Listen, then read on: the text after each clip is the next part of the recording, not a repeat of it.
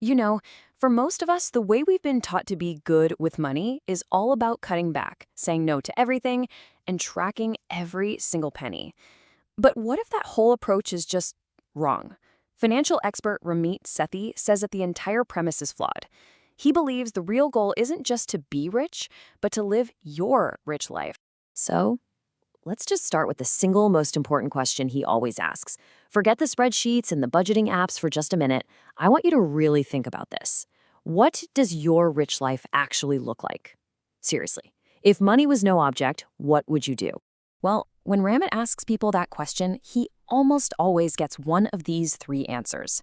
And you see the problem here, right? They're all incredibly vague. Do what I want is a feeling, not a plan. $1 million, that's just a random number. And wanting to pay off debt sets your ultimate goal at zero. That's a dream of getting back to the starting line, not actually winning the race. And that's where this idea comes in. It captures the problem perfectly. If you don't have a crystal clear destination, you'll follow any old map. And the truth is, most of the financial maps we're given lead to a life of restriction and guilt, not joy. You end up obsessing over $3 lattes while the really big, life-changing decisions just fly under the radar. So why on earth do we keep following these bad maps? Ramit has a name for it: invisible scripts. These are the deep-seated beliefs about money that we just soak up from society, our parents, the media. They're like water to a fish. They are so all-encompassing that we don't even notice they're there.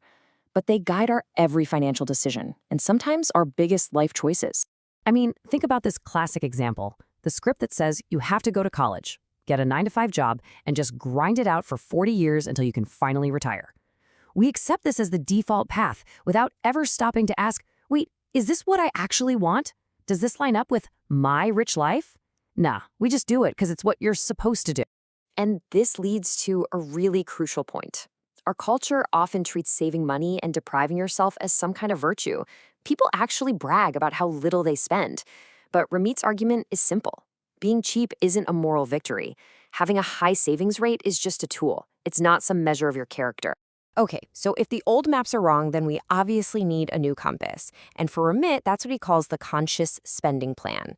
This is all about shifting from playing defense with your money to playing offense. Just look at the difference here. It is night and day. Traditional budgeting is all about restriction, guilt, and just agonizing over every little purchase.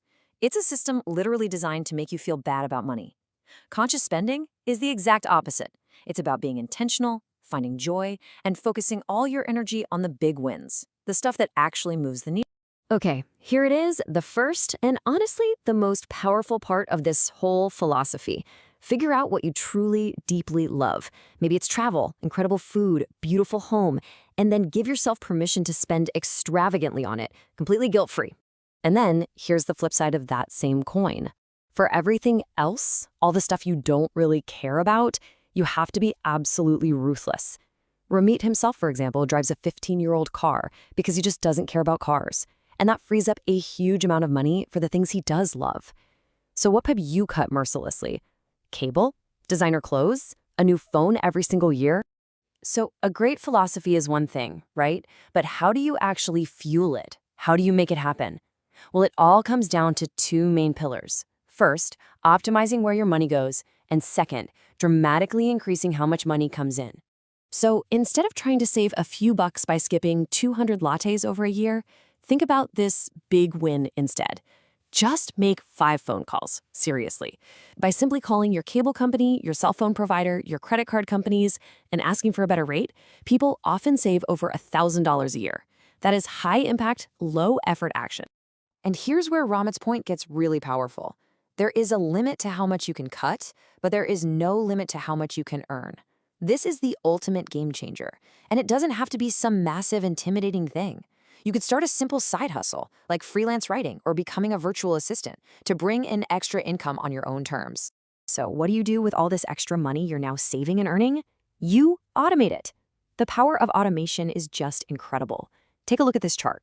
When companies make their employees actively opt in to a 401k, the participation rate is pretty low. But when they automatically enroll everyone who then have to actively opt out, participation jumps to nearly 100%. The lesson here is so clear. Automate your savings so the right thing happens without you even having to think about it. So many of us get stuck in paralysis by analysis, right? We research the perfect investment or the perfect savings plan forever and ever. Ramit's advice is what he calls the 85% solution. An 85% good plan that you actually start today is infinitely better than a 100% perfect plan that never happens. The most important thing you can do is just start. Okay, so this all sounds great in theory, but does it actually work in the real world? For a real person? Let's take a look at the journey of someone who put these exact principles into practice. So let's meet Phil. He started back in 2017 with just $500. But by applying these principles, spending extravagantly on what he loved, cutting mercilessly everywhere else, earning more, and automating his system, just look at the result. By 2024, his net worth hit $120,000. This isn't some overnight trick. It's the result of a consistent system applied over time. And that really brings us full circle, back to the most important point of all. The numbers? They're just the engine. The goal is the life you build with that engine. Phil didn't just grow his net worth. He traveled. He met his future wife. He bought a house. He designed a life that he loves. A rich life is about the experiences and the fulfillment, not just a number in a spreadsheet. Look, building a rich life isn't something that just happens to you. It's an active design process. So, the final question is for you.